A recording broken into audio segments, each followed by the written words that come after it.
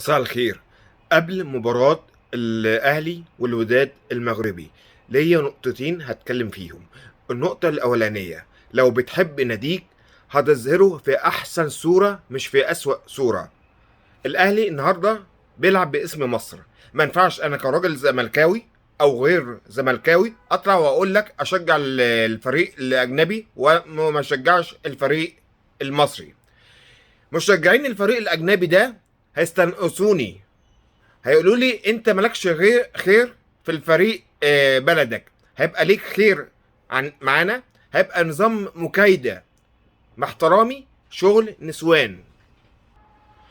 انا زي ما قلت لحضرتك، لو بتحب ناديك هتظهره في احسن صورة.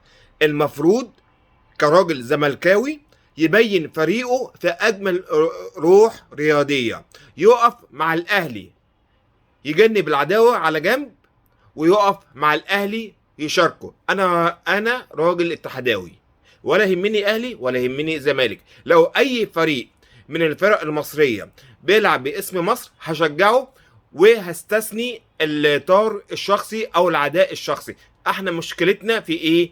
ان احنا مش بنجنب المشاكل الشخصيه بتاعتنا، بنظهر المشاكل الشخصيه وعندنا عاطفه قوي. ده زعلني، اشجع بقى غريمه، ما شجعوش هو. لا، لازم يبقى عندنا عقل وتعقل ونستثني الخلافات الشخصية. دي النقطة الأولانية عشان ما اطولش عليكم.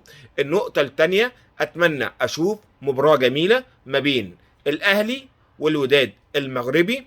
طبعا هنتناسى أفعال الجمهور، ويا رب يبقى مباراة جميلة.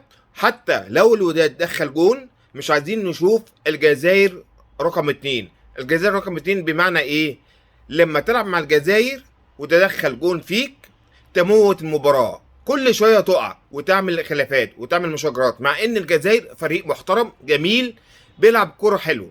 الجمهور النهاردة يا جماعة داخل عشان يستمتع بالكورة، مش عشان حاجة تانية. لا، داخل يستمتع بالكرة. متعوا الجمهور، سواء الجمهور من هنا او الجمهور من هنا، وروا لهم كرة حلوة. تمام، شكرا وبالتوفيق للجميع، وبالتوفيق يا اهلي ان شاء الله. شكرا، مع السلامة.